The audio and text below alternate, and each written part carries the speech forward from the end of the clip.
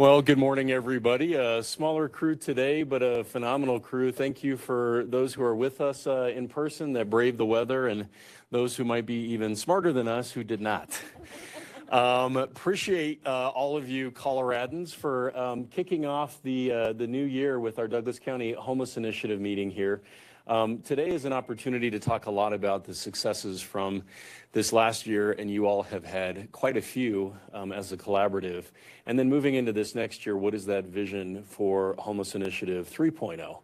And I know there are a lot of plans, ideas, certainly some visionary concepts that will carry the day as we head into the future. But I wanted to highlight in particular, you're going to hear a lot today about our point in time. And we often begin with the end in mind. If you were part of our Heart Team meeting the other day, I mentioned this as well, that we are here to end homelessness in Douglas County, which is one of those hairy, audacious goals, but we're awfully close. We are basically at functional zero, certainly with regard to veterans. We did receive some great feedback in terms of statistics around the school district that while there are those that face housing insecurity, there are currently 0 students that don't have a roof over their head, which I think is really an important thing for us to always consider. If there are kids that are struggling out there, we want to make sure that they're housed. But all that to say, thank you to each of you for being here, and we'll start with introductions here on the left. Kristen? Kristen Swanson, Executive Director of Douglas County Community Project. Joel White, Captain of the Douglas County Sheriff's Office. Dan Marlowe, Help and Hope Center. Good morning, Andrea Barnum, Arapahoe Douglas Works. Good morning, I'm Veronica Bell, Douglas County Community Volunteers.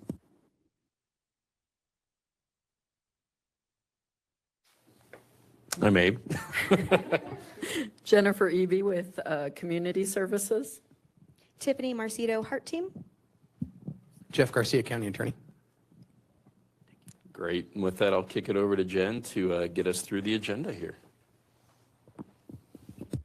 Okay, good morning, everybody. We're going to start off with Tiffany Marcito. She is going to walk us through a couple different topics. Yeah, thank you. I apologize. Is there anybody online that wanted to introduce themselves? Oh. Jay Carpenter here with the City of Lone Tree. Hello, everyone.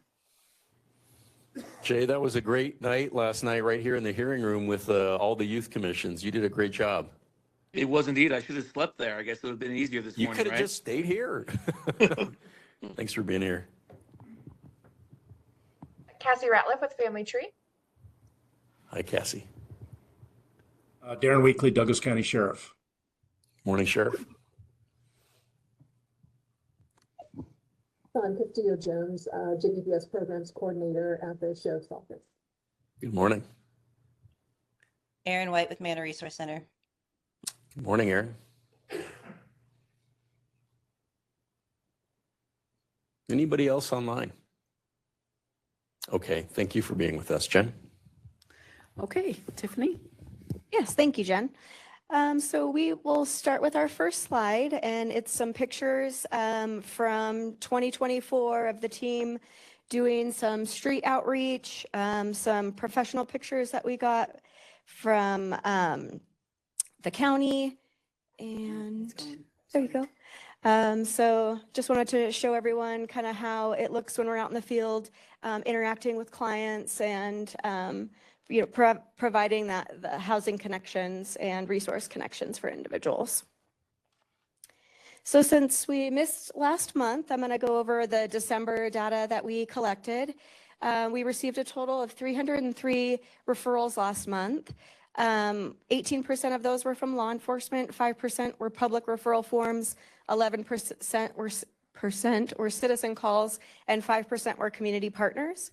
And while we're not on active calls and referrals from the public, community partners, and law enforcement, the team's doing proactive street outreach. And as you can see, 61% of those referrals, we were out in the communities, in parking lots, checking to make sure that everybody can be connected to housing solutions, resources, so they can get out of the situation that they're in. Of those calls, 17 individuals were not from Douglas County. 49 individuals were contacted by a heart navigator. 30 ended up not meeting the homeless criteria from HUD's definition. 24 individuals refused resources. 9 had some sort of law enforcement action. That could have been they were arrested on a warrant, they had a non-extraditable warrant in another community, or they were given a new citation for trespassing, shoplifting, what have you. 8 were unoccupied encampments. 2 are in the process of being cleaned up in Parker, so thanks to them for that. And HART provided general information to 4 individuals. So if somebody called, they necessarily didn't want to give their contact information or provide their name. They just kind of wanted general information about resources in the area. That's where we log that. And then 153 of those call types, we did not locate any homeless individuals or encampments. And I really like this slide because it kind of pictures everything from January through December. And specifically for December, 52 households received 1 or more service for last month. 8 individuals were assisted with housing support. 12 households received hotel vouchers. 20 individuals were assisted with transportation, and 13 were referred to a shelter of their choosing. So we provided transportation to those for them. And then the next slide kind of depicts the calls that we're getting based on location. Definitely consistent with month over month, with Highlands Ranch being at 33%. That's the biggest location that we've seen. 15% were from Parker, 17% Lone Tree, Castle Rock 19%, Castle Pines 10%, and the rest are under 5. And then the next slide, I put together just to kind of picture everything that happened over the last year. Just wanted to shout out the team and the Homeless Initiative for reaching functional zero for veterans. We also wanted to capture 6 unsheltered homeless were in the community during our summer point in time. 46% of the individuals that were contacted last year wanted to engage with HART services. 33% of the participants that were actively engaged with us were either housed or sheltered. HART were on 1,344 proactive street outreach contacts. So basically, we went out into the community trying to find, excuse me, any individuals that we could at the RTD stations, under bridges, anywhere in the county. And HART actually served 401 people, and those were unduplicated for the year. The next slide will depict services that were provided. Case management was over 1,000. So HART's actively engaging with individuals, really trying to build that trust and rapport so we can help the individuals find housing solutions and resources to better their situations. Next up was hotel vouchers. During obviously the cold winter months in Colorado, it's nice to kind of have that cushion while we help them search for resources and shelters, get them into programs. And then the next highest was transportation. So really wanted to shout out the Sheriff's Office for helping us be able to get individuals to where they need to be, where it's safe and secure, where case management can be provided to those individuals. 500, oh, sorry, no, that's okay. We can go. You're back, okay. Also just wanted to let everyone know that we're averaging about 126 calls per month coming in on the Heartline. That could range from people just wanting general information. It could be somebody wanting a heart navigator to meet them somewhere. What have you, we've heard it all. Even people in other communities are calling, wanting assistance. So we've been able to provide them with resources in whatever community that they're living in. We don't just hang up the phone if they're not from Douglas County. We want to be able to provide somebody with an actual resource in the community in which they're calling from. We can go to the next one. And then our 2024 accomplishments went from 43 unhoused individuals to 6 unsheltered, which is huge. A 50% decline in the number of people sleeping in vehicles and outside in Douglas County since the summer of last year. 0 panhandlers at our summer point in time. So that's huge. Definitely contribute that to our teams making their rounds every day, multiple times a day to make sure individuals are in a safe location and not panhandling on the side of the highway. And then no encampments of more than 1 individual was found during our summer point in time.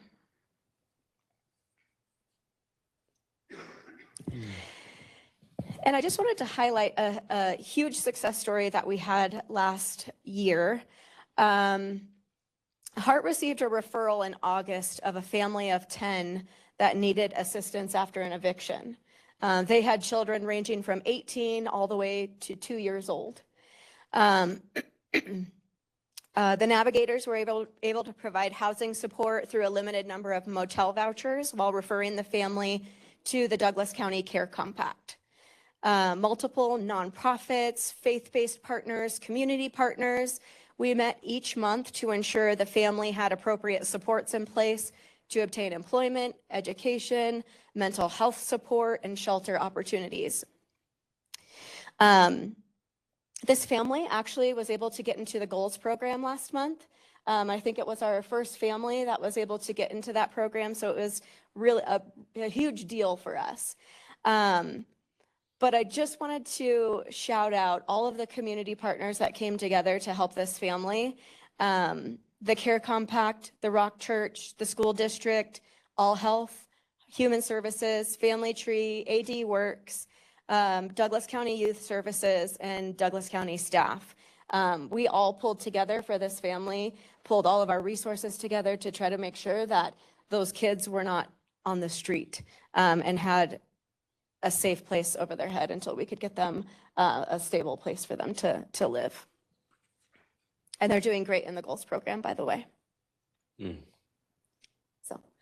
So our vision for next year, we really want to improve data tracking for our parking lots and vehicle camping. We're working hard with DCHI and the folks at Clarity through the HMIS system to make sure that when we're logging vehicle contacts or parking lots, that we're able to have accurate, important data to report to this group, the commissioners, and really want to make sure that we're tracking individuals and we have that solid data. And also we want to increase our business engagement, really work with Ellie and her team at Economic Development. We've already started, the deputies have already started tracking their trespass letters for businesses that they've contacted and actually have gotten letters from. And then also formulating a spreadsheet so our team can all be aware of businesses that we are engaging with.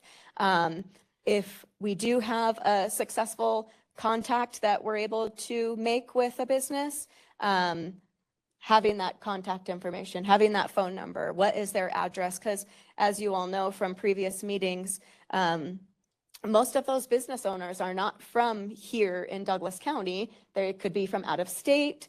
They could be elsewhere in the state as well. So having that concrete information of what that phone number, who we can directly contact, so we can notify them of the activity that's going around their businesses, if there's any encampments, if they would like a sign posted. It's important to have that data. So we really want to improve those two things with the Hart team, just so we can make sure that all of that data is accurately collected. And then on to our winter point in time, just wanted to show you all kind of the trends that we were seeing since summer of 2022. So last winter, we had 37 individuals that were sheltered, 9 were sleeping outside, and 34 were sleeping in their vehicles. So we're really trying to be proactive, especially this year. We've been really trying to connect with those people sleeping in vehicles, making sure that businesses know that people are camping in their vehicles in their parking lot. Citizens have called us, notifying us of people camping in cars. So we really want to make sure that we're connecting with those businesses, making sure that they know of the ability to have a trespass letter and what kind of goes along with that. Especially the compassion part that the HEART team is providing, that we really want to make sure that these individuals are connected to resources so they don't have to end up sleeping in their vehicle.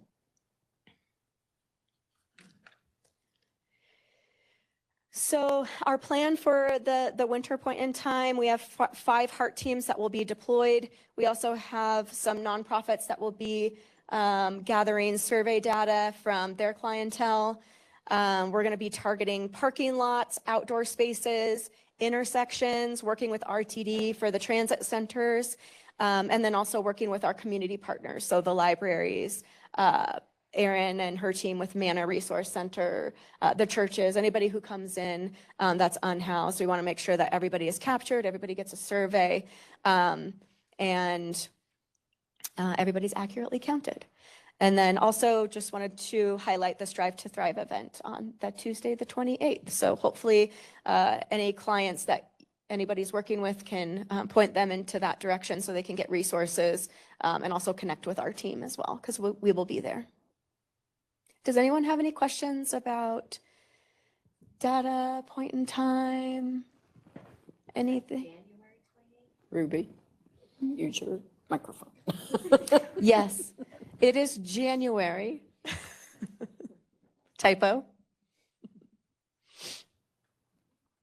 Any other questions? Well, seeing no questions, I think, how about a huge round of applause for Tiffany and her team?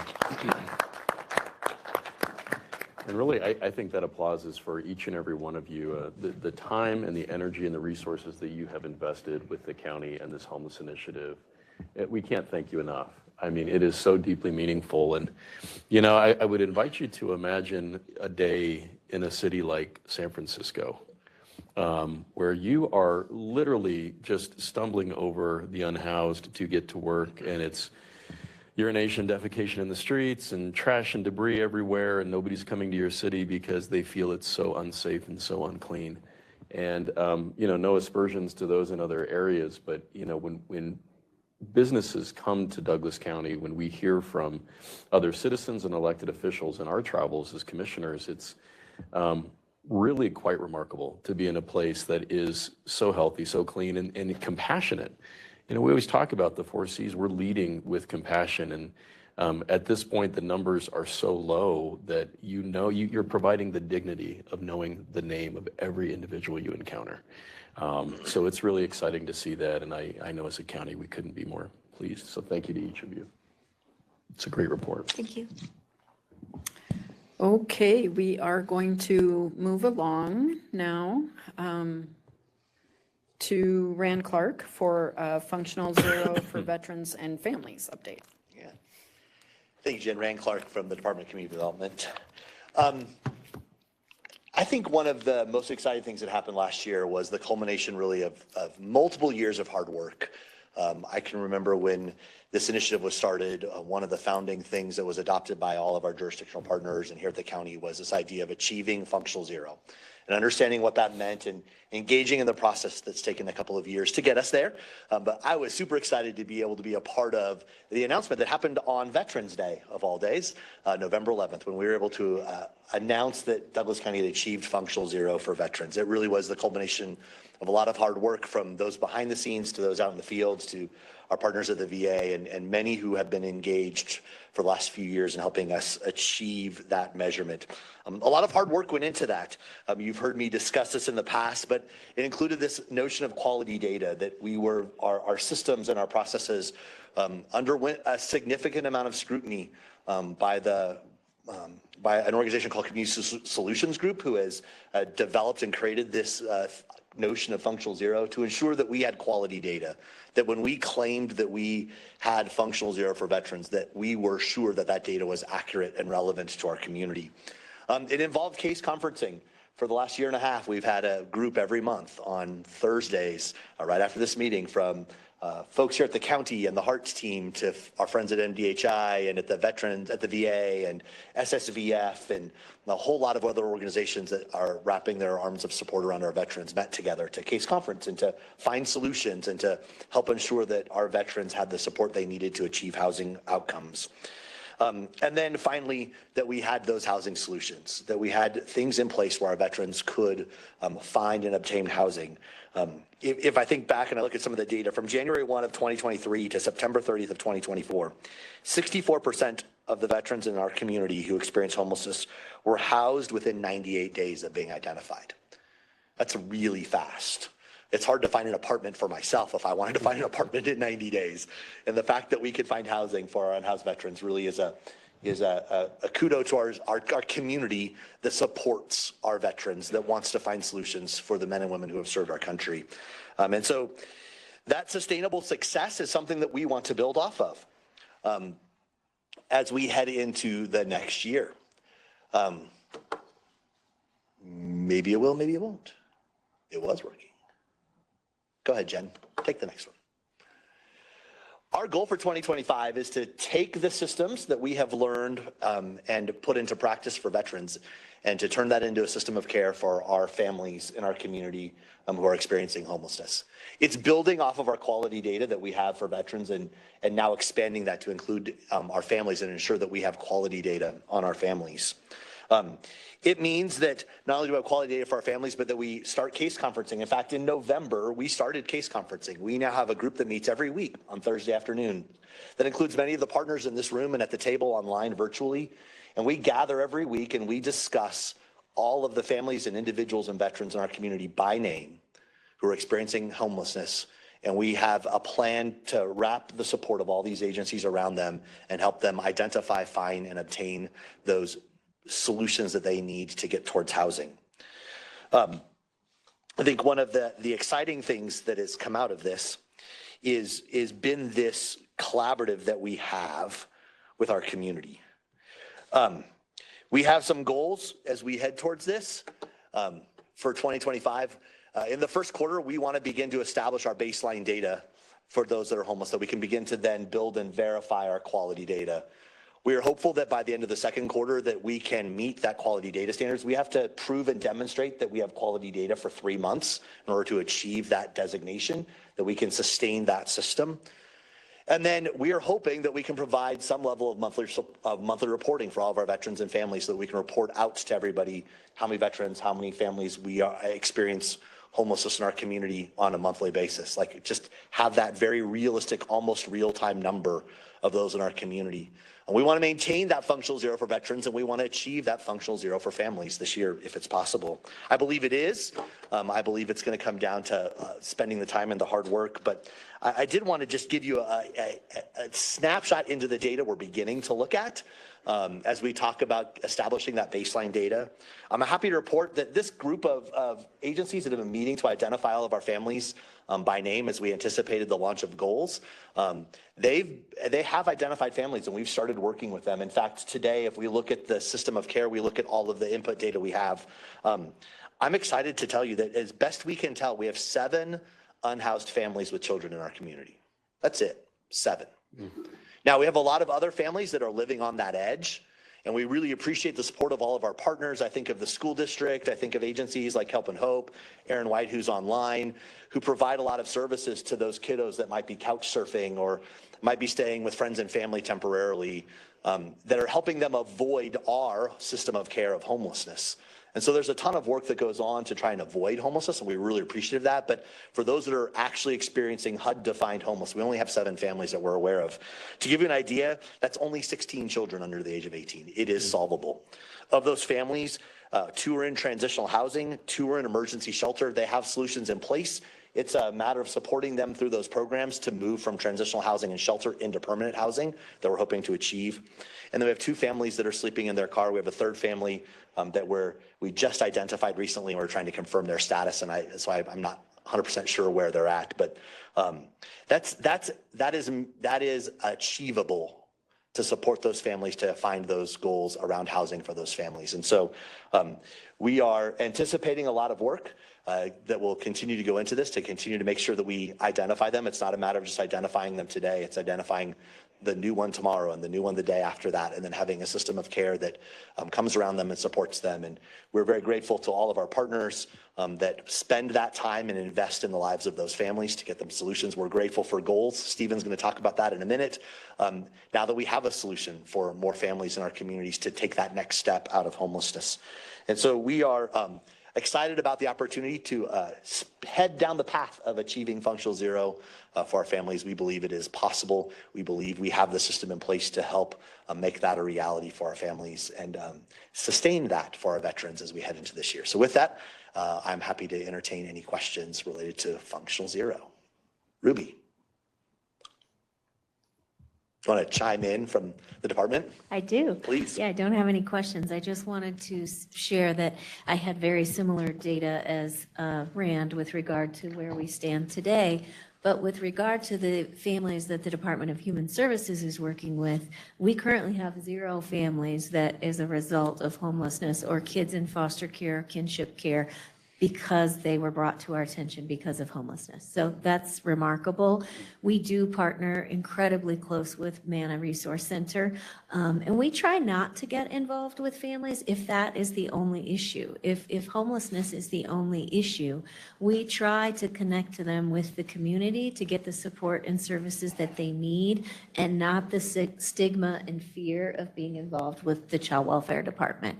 So we're closely connected and related to some of these families that Manna is serving, but we currently have no children in foster care or kinship care because of this problem. Yeah, and of course, Ruby, partnerships like goals wouldn't happen if it wasn't for the department and the funding that's brought to the table. I know all of the families that are in goals and in the DC Cares program receive the benefits through the department that help make those solutions achievable with the support and the systems and the opportunities for care. And so it is one big effort, and we are certainly very grateful for what the department and all of the staff there does to help support our families. So, any other questions? Well, if you have not had a chance to meet Ruby Richards, I know as a county, we are so thrilled to see Ruby as the new Director of Human Services. And we love and appreciate Dan, who's now in Arapahoe County, our near neighbor to the north, but are so excited for Ruby's leadership. So thank you for all you're doing. And, I'll say briefly about Rand Clark. Here from the beginning, like many of you, but really, we had all the youth initiative kids here last night with all the city councils, and, they're asking us, what is important in leadership? And I analogize to like acting and theater. If you're on stage doing improv in front of 1,000 people, the first thing you need in an acting partner is somebody who says yes and, right? If the topic is, okay, you're on a boat, you need that acting partner that says yes, and I'm wearing a hat, we're gonna go to the Caribbean. And Rand is the perfect example of a yes and partner where when commissioners have harebrained ideas and these things come out, it's yeah, and let's do even more and let's take it to the next level. And I think that is so representative of your heart, Rand. So huge thanks to you and all of our staff. Maybe a huge round of applause for our staff team here. And yes, and let's go to the Caribbean. There you go. Please, especially on a day like today, especially. Yes. Okay, well, that was a nice introduction, especially with the snow today. So speaking of services, we want to give an update on the Aurora Navigation Campus that is evolving. So we have had some activity, quite a bit of activity actually in 2024.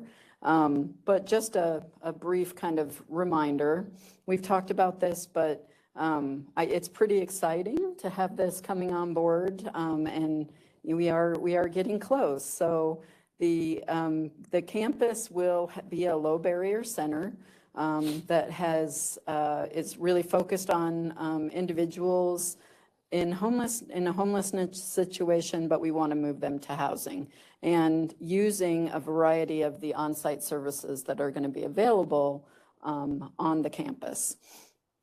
So once we are fully renovated, the Navigation campus will have the capacity to serve about 500 individuals and can go up to 600 individuals on probably days like today, where there's a weather event. So it has a tremendous capacity to be able to serve several people, and we are excited about the continuum of services that will be available on site. Some of the other things that they're planning to have is safe parking that will be available there for folks that are in their cars or have cars. In addition to that, they do have some kind of transitional shelters that people can have move from the emergency, kind of step from the emergency shelter into a more individualized, a more private space for them. They are going to be utilizing the hotel rooms that they have through the Crown Point hotel that they're renovating, and that gives people, some individuals just a chance to have a private space. In addition to that, my understanding is they'll be having some pallet shelters that will be available on site. So another opportunity for that. In addition to day shelter sort of situation where people can come, wash their clothes, connect to the Wi-Fi, to the internet, and have a safe place to do all those things. So we're very excited for the Navigation campus to get going. During 2024, in April, the Board of County Commissioners approved an IGA, an intergovernmental agreement that we have with the city of Aurora, and that essentially identifies that Douglas County will provide and has provided $1,125,000 towards the renovation, and in return we will have access to 5 beds at a minimum. And the way that people will access that will be through the HEART team. So we have a system set up with the city of Aurora where we can call and reserve a space. It is, a longer trek to get up there. We'll be able to reserve that space, and then they'll have a smooth transition when they come in. So really trying to make that as user-friendly as possible. Douglas County is joining Arapahoe County, Adams County, and the city of Aurora in this. So a great partnership, I think, with all of those agencies, and probably opens up the ability for us to work with more agencies in each of those different counties to provide services. Going forward, we are going to be engaging with the city of Aurora and talking. They have now hired or contracted with an operator. So starting to talk about what all that programming looks like, and what, how that process will be done. So we'll be engaging with them and their operator to try and kind of help, talk through what those supportive services could be and what would be really helpful based on what we're seeing through the work that the HEART navigators are doing. So in 2025, the renovation work is currently underway. They're making really pretty strong progress. I would say if you've ever done renovation work on your own in your home, you have to do all those foundational things first. So I know that they're in the process of doing all that right now, and haven't gotten to the cosmetic stuff yet, but that work is certainly underway. They are expecting to have some initial beds that are available at least by the second quarter, maybe even by the first quarter of this year. So we should be starting to hear about that soon. And they are expecting the renovations to be complete by the third quarter, and then they will open up for full capacity. So a lot happening there and very much a needed resource for all of those partners, and something that I'm sure we'll be utilizing as much as we can. So any questions on the navigation campus? Okay. No questions, anybody? One thing that I wanted to just raise to the attention of the homeless initiative and each of you is a question that we had. We did have an opportunity to take an on-site tour of the facility following our investment. And, we asked a question about services. And I imagine one of the most dangerous things would be to have, 500 individuals in a place like this on a day like today, and then there's no access to services within the structure itself. So part of the question I know we'll be asking around design is to ensure that there are, there's case management, mental health services, opioid addiction treatment, all of those things are at least referral sources within that structure. So they're not, people that don't have access to transportation are not being forced to figure out how to get to other places to receive services. So I did ask that question there, and I think it was a bit of a question mark that day. I hope it's not a question mark going forward, but if you all have any input on that, I think we'd certainly be curious to know. 80 works even having an element there too, so. Absolutely. And before we move forward, I'd like to pause to welcome our illustrious guest, the Mayor of Castle Rock. Thank you for joining us. Mayor, any words? We shared some great statistics for last year.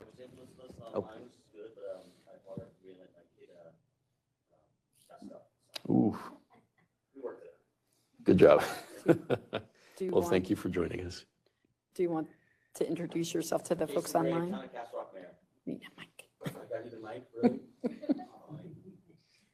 We have several people joining us online today. Thank you, Jennifer. Jason Gray, Town of Castle Rock Mayor. Thanks for having me. Thanks for being here, Mayor.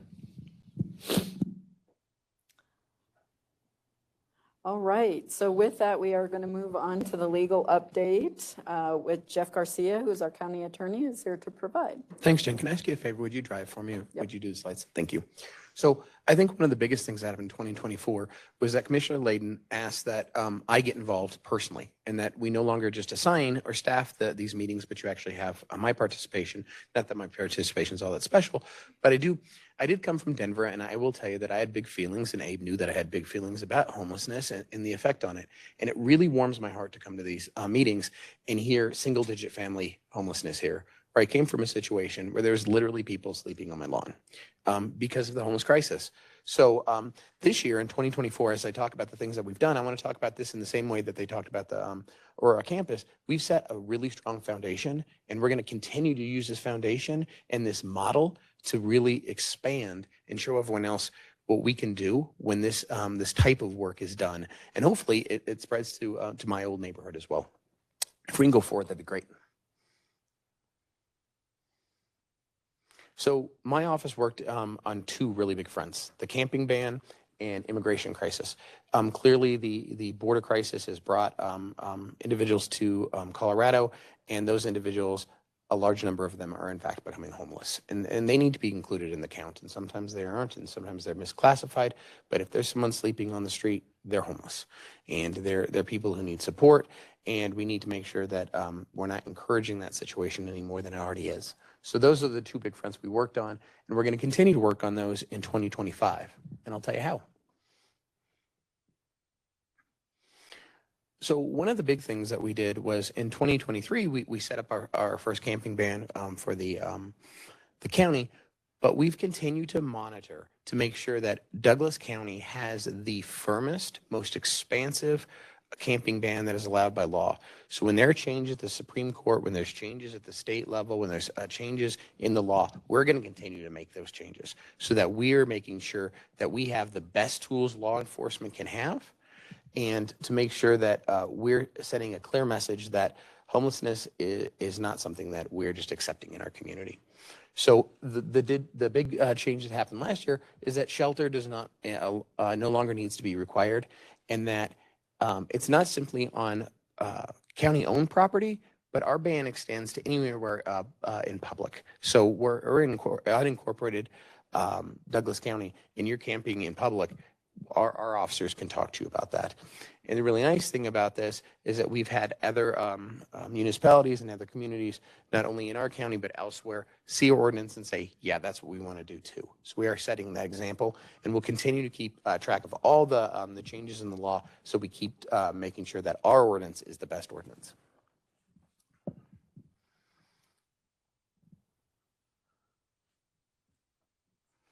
I'll give you a wink.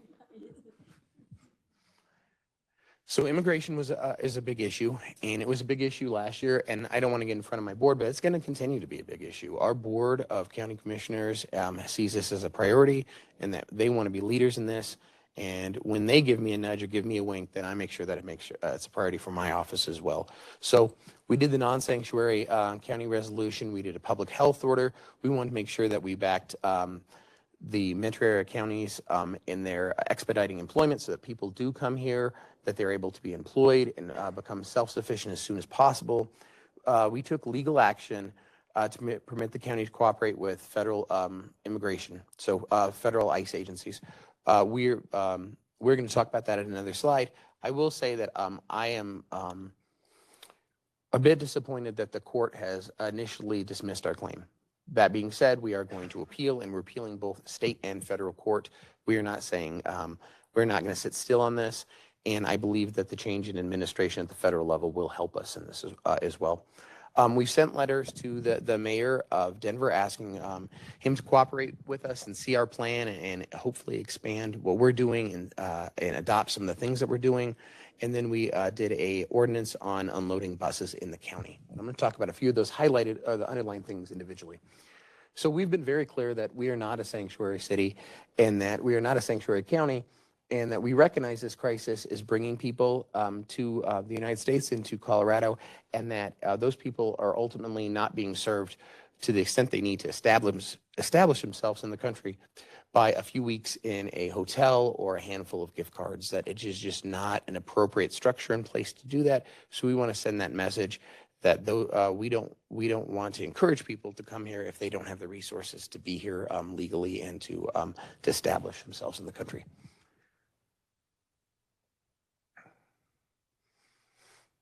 So we did challenge two state statutes that prohibit law enforcement and our courts from cooperating with ICE. And I've talked about this in this group before, so I won't get into too much depth with this. But it's really important that we understand that it's law enforcement. These are individuals who are already in custody for something. These are individuals who already committed crimes in our country, and we are not permitted to help the federal government speak to them or to contact them or even deport them. This is not families hiding in a church. This is not a family staying with someone else. This is not women and children. These are people who are here committing crimes. We want to make sure that we have the ability to work with federal law enforcement to keep our communities safe.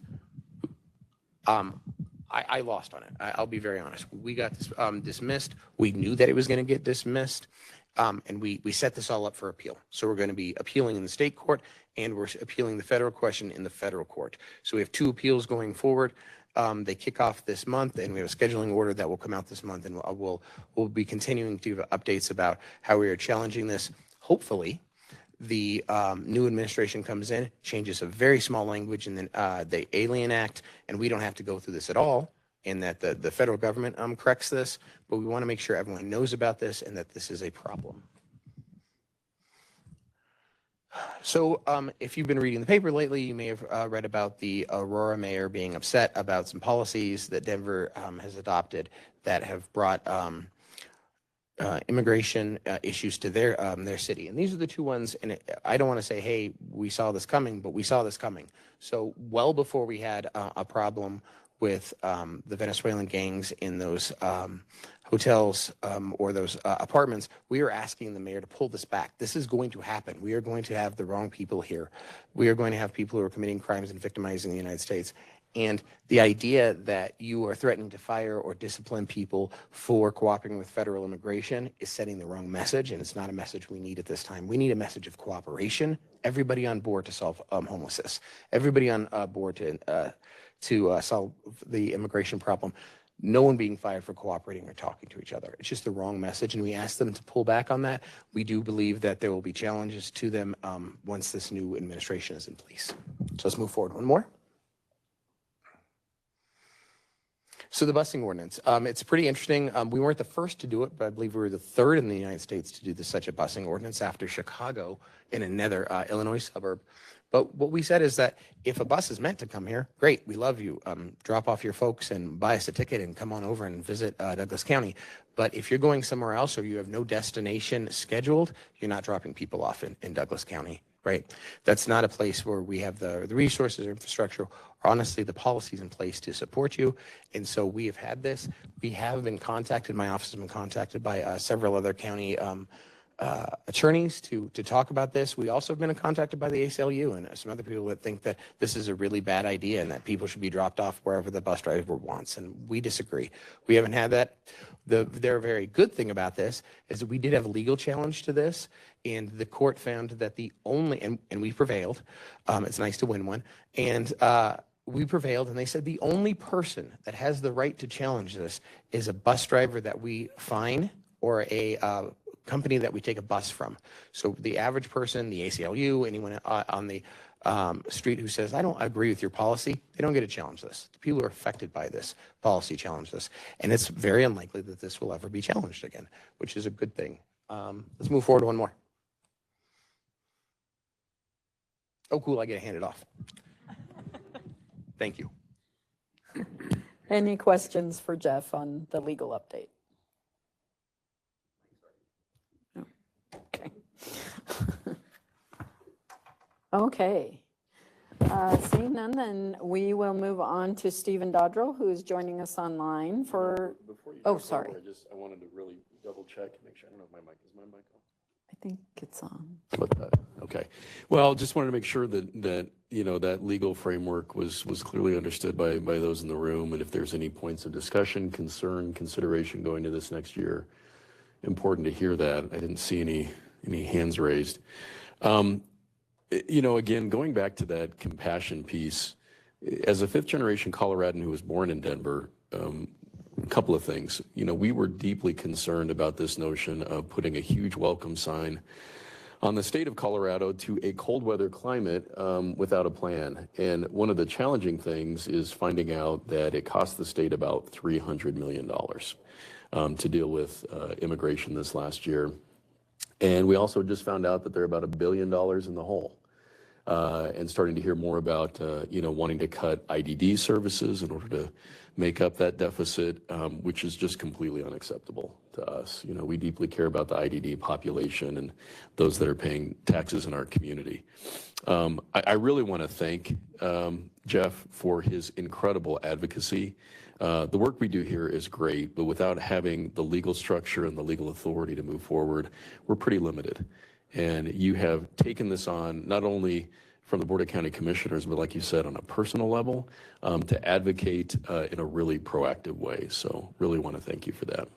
Great job. Absolutely. I actually couldn't agree with that more. I was thinking about that as you were doing your presentation. It makes a big difference to have that legal support behind everything that's being done. Okay, so we will move on to Stephen with an update on the goals program. Thanks. Good morning, everyone. For all you who brave the weather, you're much braver than I am. So, all right. So our goals update. If you could go to the next slide, Jen, I'd appreciate that. So on November 20th, the Generation Opportunities to Achieve Long-Term Success, also known as GOALS program, celebrated its grand opening with a ribbon cutting ceremony. I know many of you were there. It was a great event, and we were super excited to launch that. It brought together staff from Douglas County, Arapahoe County, Family Tree Leadership, and the community partners to commemorate this launch of the new initiative aimed at supporting families experiencing homelessness. Goals is operated by Family Tree and is designed to provide stability and empower up to 5 families at a time to stay at their facility. It uses a 2-gen approach to address the unique needs of both parents and children, helping families overcome the challenges of poverty and homelessness. Families are provided a private room. The rooms are super great, really comfortable beds and spaces, and they work closely with supportive staff and case managers to develop long-term goals to support family stability. Participants in the program stay in safe temporary shelter for up to 9 months at a time, which is just great. Next slide, please. While in goals, clients will focus on improving their health and well-being, gaining employment, and building financial stability. The program also emphasizes supporting children's academic success and fostering stronger connections within the community. Ultimately, the program aims to help families transition into safe, long-term, stable housing, which is just really great and what these families need for the long term. Renovations to the new facility were completed in the fall of 2024, thanks to funding made available through the efforts of Congressman Jason Crow. Additional contributions from multiple Douglas County churches helped to furnish the rooms and add just a really personal, nice, unique touch to each of the rooms. So really grateful to those churches and all those who contributed to add those items to the room. Since the launch of Goals, we've had 2 families experiencing homelessness be successfully placed in the program. Those 2 families combined represent 13 individuals safely sheltered and receiving wraparound services. So it's been great to have a place to send these families and know that they're just receiving such great support and services from everyone working at Goals there. Next slide. So looking forward in 2025, we will continue to collaborate with our community, with our coordinated service matching or CSM partners to identify families that could benefit from the Goals program. Rand kind of mentioned this before, but we're meeting weekly with this group that includes multiple nonprofits, people from our mental health initiative and human services department, the VA, All Health Network, Douglas County Schools, MANA, and many more to discuss folks experiencing homelessness and to try to match them to the appropriate services, which also includes Goals. 2025, we aim to maximize the potential of the Goals program as a key resource to ensure that homelessness among families in Douglas County remains rare, brief, and non-reoccurring. So that's kind of our Goals update and where we're headed in 2025. Cassie is also on the call from Goals, and I don't know if you want to chime in and add anything to our updates or build on that at all, but would love to give you an opportunity. Yeah, no, we're excited for the families that have been there. I got a quick update from Aaron, our VP of Residential, and I think our family, the larger family, is actually working real hard and might be close to identifying some permanent housing. So this might be a world record for identifying housing. I don't want to blow a whistle here too soon, but we're excited. Yeah, so thanks for the referrals, and we're looking forward to, I think we meet again today. Hopefully we'll get some more referrals. Excellent. Thanks. Well, that is amazing to hear. You guys have been able to surprise Ruby, which is not easy to do. We're like, wow. Ruby, we're always here for a shocker. It's just fun. We keep it spicy up here at Family Tree. We love Family Tree. Thank you so much. Certainly a pleasant surprise. Okay, any questions on the Goals project? Okay, we are going to continue with Stephen Dodrell for the Housing Stability Program. All right, another one I'm excited about as well. So yeah, the Douglas County Housing Stability Program, also known as HSP, supports residents at risk of homelessness by providing various services to help them maintain stable housing. This is a pilot program that we launched in 2024, and its services include rental assistance, utility support, case management, and connection to mental health, employment, and domestic violence resources.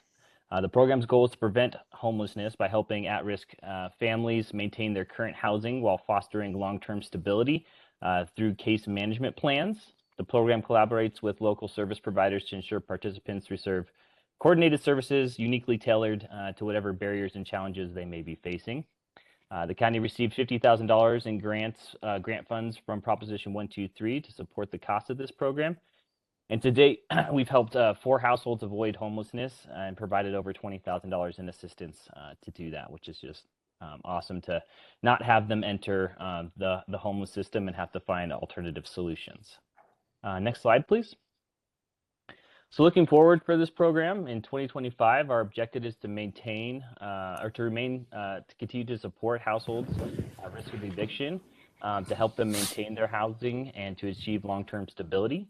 In hopes of continuing the HSP program, we have applied for additional funds in 2025. So we're still waiting to have official notice of whether we have received those. And as we move forward, we will analyze the outcomes of the data that we received in 2024 from the pilot program and assess it for effectiveness and identify any areas of improvement. And based on that insight, we'll refine and adjust the program to better address the needs of our community, enhance its impact, and so on. Our commitment is to provide a tailored and effective solution to prevent homelessness and to promote housing stability for vulnerable households. So I'm excited to see what happens in 2025 and hope that we can continue to provide this eviction prevention services to residents. Any questions? Great job, Stephen. Okay. Thanks.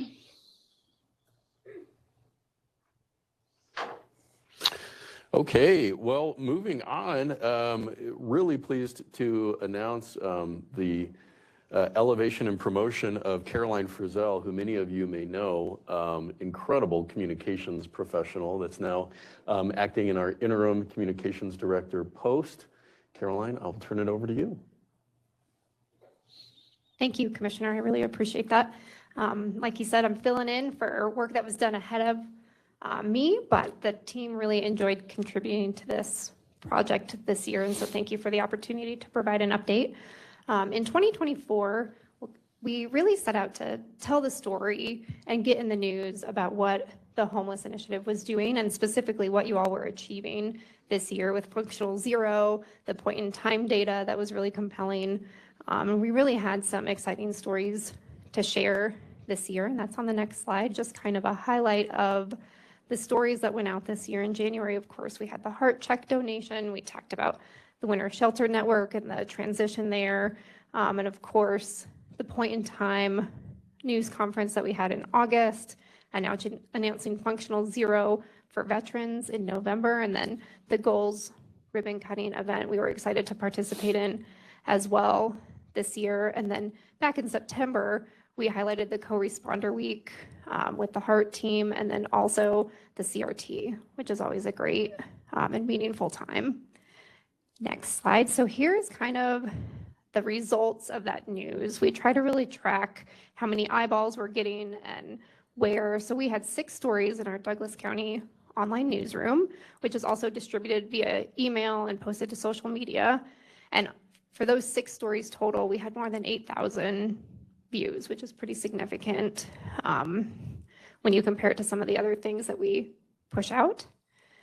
And then the next slide highlights our social media efforts as well. So in addition to sharing the news that you just saw, we do posts throughout the year for how to contact the HEART team or how to help people you see experiencing homelessness.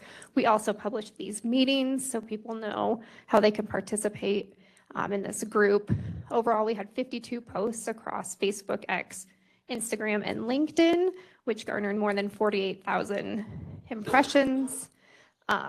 This was a 40% increase over 2023. And I'll highlight that we didn't do more posts. We had probably about 50 posts in 2023, but we got a lot more engagement. And I think that speaks to the work of this group and that there is some really good news that people are excited to engage with. Our reactions, which is likes, comments, and shares, increased 77% over 2023. And full transparency, it's not always 100% positive and supportive. We get some feedback about shelters in Douglas County and that kind of thing, but that's important too because we get to monitor the conversation and we can always adjust our communication strategies and our messages based on those comments. And we do answer questions if people have questions. So that's an important piece as well. And then Nextdoor is monitored outside of our monitoring platform. We had 11 posts with more than 231,000 impressions. So really successful year. And these are social media stats, of course, but it's a reflection of the work that you all do. And then on the next page, we also use an email marketing platform called MailChimp. We had 9 news emails go out. And then we also do emails for this meeting, again, with transparency being the goal. We have about 11,000 people who get those emails and an open rate of about 40%. And to put that into context, across all industries, the average open rate is about 35%. For government, the open rate has gone up slightly over the last couple of years, and it's right around 40%. So we think we're about right where we should be, but we're always monitoring and looking at new ways to get people to open our emails. And then on the next slide, we talk a little bit about earned media. Of course, we had our press conference announcing Functional Zero, but homelessness and the homeless initiative in Douglas County was mentioned in the news 148 times. This includes some news that was a little bit outside of the initiative, but it shows that this initiative is part of the regional conversation when it comes to local media. And there's a chart on the next page that kind of shows you a little bit more on that 148 number. By far, online news is where we show up the most. And that's inspiring to us because our news that I showed at the beginning of the presentation is also published with Google Alerts. So you can get a Google alert for the things that are posted to our website. So some pretty good numbers. I think as we look ahead, there's a lot of news coming up that you have already talked about. And so we look forward to working together to continue to increase this number as well. And then finally, Caroline, is that, can I ask, so Sure. can you go back one? So what is that 758 million number? Is that the total audience that, can you explain that statistic? Yeah, so that's the total news eyeballs, we'll say, for all of those 148 stories.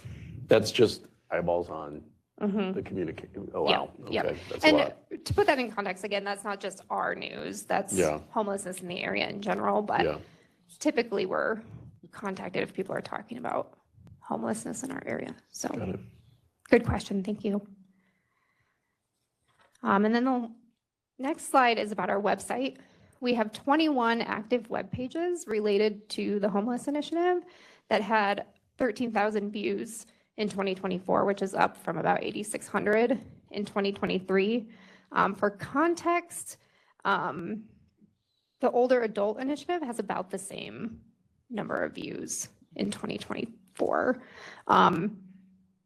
A huge number is for the assessor's office, and they have millions of views on our website, and that's just kind of the nature of their work. People could look up their own home and that sort of thing, but it gives you a little bit of context that this is really on the higher end of our engagement when you take out the anomalies of, say, the assessor's office. And then the last slide is just really a discussion, and we can maybe continue this later, but of upcoming communication efforts in 2025. Our communication goals are really rooted in the initiative's goals. And so hearing from you all today and seeing what's ahead for the HEART team and for Functional Zero, I think we can really get together and decide on some communication objectives that drive those business objectives.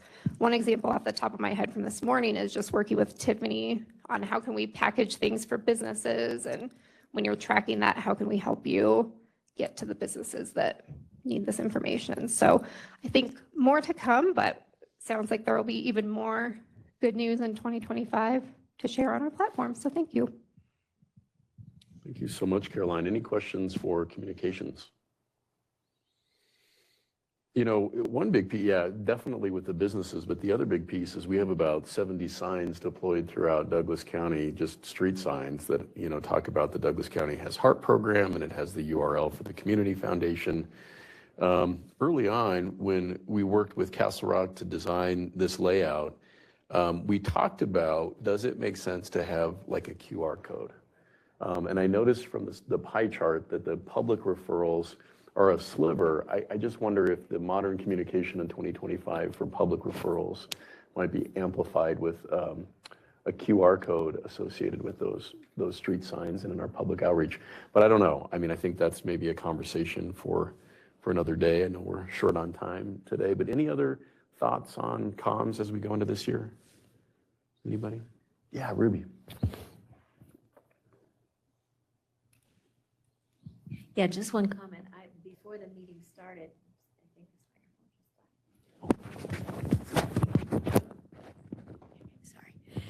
I had asked Tiffany about the 137 public referrals and, you know, kind of where those come from. Are they the result of the signs and so forth? But I just think this is amazing, the data that you presented, Caroline, that the communication of what we're trying to do is the most important part, right? Or maybe the second most important part.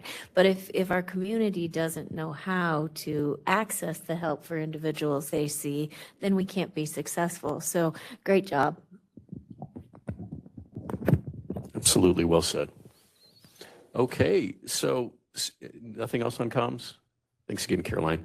Okay, with that, I think we'll move on to the Community Foundation, and we're pleased to have Kirsten Swanson from the organization. Welcome. Thank you, Commissioner. So I'll make this quick, so I know we're kind of running out of some time, but I wanted to give you a report back on just what 2024 looked like and some focus areas going into 2025. Currently, our balance is at almost $4,000. That means per our guidelines, we need to make another donation quickly. And if we are going in order, that would go back to our last donation went to Parker Task Force. And Secor Cares in 2024. So I'll look at the list, but I think it goes back to Help and Hope Center, I think will be the next organization that gets a grant from us.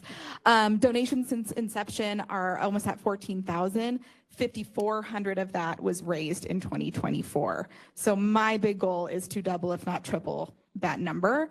I think it's low-hanging fruit. You guys have beautiful, amazing stories of community that were just shared here today. And I think DCCF can do a much better job of sharing that story. We've had a ton of success, I think, with SURF in partnering with the commissioners and really sharing that story, working with your communications team. That's been a really, really successful partnership. And I think that's something that we can now do with this. We have the data. We've been doing this for a few years now. We have the stories. It's right there. It's ready. So I really, really look forward to working with the communications team on getting this story out. Again, grants made at 10,000, 5,000 of that was given out last year. I want to be seeing much more, again, double, triple numbers, getting this money out to you guys, really being able to start to fund some of these other projects that you guys have. One of the ways, Abe, I kind of see this going forward, Douglas County Community Foundation is me doing a quarterly newsletter, and I want not only SURF, but for this art project as well, to always have a standing line item in that newsletter. And then again, just working with the communications team, we've done a great job with SURF. I think we now can kind of continue that work, but take that model that we've done in that partnership and use that with this initiative as well, and being able to just share those stories. You guys have great communications and really great numbers, but we are your connection to the philanthropic community, to the people that want to make donations, they want to see change happening. And I think this is a really, really beautiful area for people to give, so we can really step up in that area.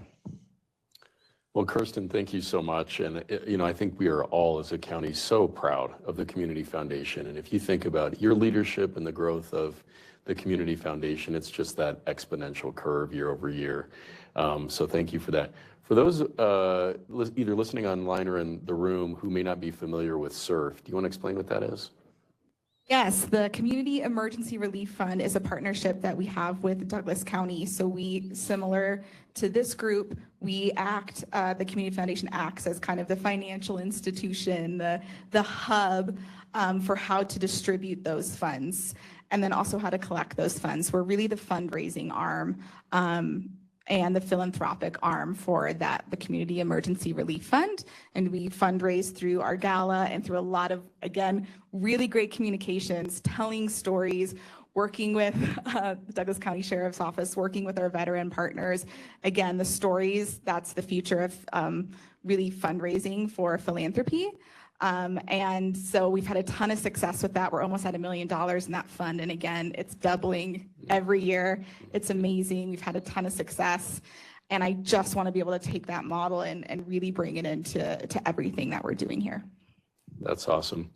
Well, conversation for another day, but I know there's been some talk about how to best distribute these funds so we're not creating an administrative burden on our trusted nonprofits. And Dan, I think we would look to you for some insight on that. I mean, obviously, HEART is now an established model to connect with all of the nonprofits, specifically Help and Hope. But I don't know if you wanted to touch on now or for a future date, your vision for how those funds could be distributed to nonprofits.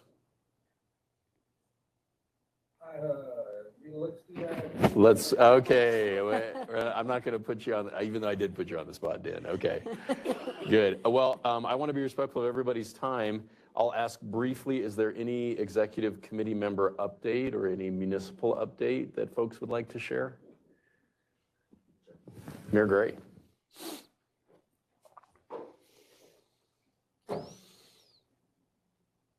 Thank you, Mayor. Thank you. One thing I wanted to bring up is Commissioner Layden and a bunch of other council members, as well as both other commissioners, were able to tour the new VA clinic in Castle Rock, and we're hoping to have that open by the end of February. So it's very exciting to have that for our veterans in Castle Rock. So just wanted to highlight that. Thanks. Huge congratulations and thanks to you, Mayor, and the whole town council. That is a big bonus and support for this work. And that tour was awesome. I mean, what a great facility. So thank you for sharing that. Anybody else on updates? Okay. Family Tree would just like to announce that Paulo Diaz has been selected as our new Chief Executive Officer. He formerly was with Adams County Human Services, and he'll be starting next Monday. So we'll get him down here to introduce to you all. If you will probably know him though. So we're excited. Wonderful. Well, please tell him welcome aboard. Thank you. Any additional comment, either in person or online? Okay, I wanted to open it up for any public comment, any citizen comment. Is there any citizen comment in the room? And I do have a Mary Grothy signed up. So yeah, if you want to just go to the podium, it's mic'd for you.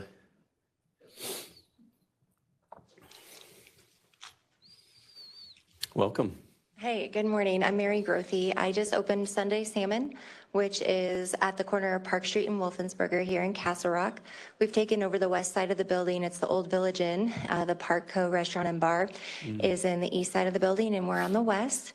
And I just wanted to make sure you all knew that we were a resource in town. As of right now, we're only open on Sundays for dinner. It's 100% organic, gluten-free, seed oil-free, healthy, nutritious, family-style meal. We have a professional chef in the kitchen who's donating his time, as well as an entire volunteer team in the kitchen, washing dishes, serving, and it's completely free for our community. We have 4 long farmhouse community tables. They each seat 12, and we have 3 dinner services. 1 at 5, 1 at 6, and 1 at 7 p.m. We had our grand opening this past Sunday, and we filled it. We served almost 100 meals, and we loved seeing neighbors from all different walks of life coming in to break bread together. We want to make sure that you're spreading the word. We have printed off a lot of flyers. We have them sitting at nearby churches. We took them to the mobile home park, the laundromat, up to the Help and Hope Center, and at several other places so that neighbors are aware that this meal exists. We have neighbors who have means and access to opportunity and social capital, breaking bread with those in need. And it was truly beautiful to see what happened over dinner. I just left corporate America to launch this. I've never done a nonprofit and I've never done a restaurant, but I felt called into doing this. And I decided to leave everything behind of comfort that I knew in order to step out in faith. And it's been absolutely glorious seeing it come together. So I just wanted to say hello.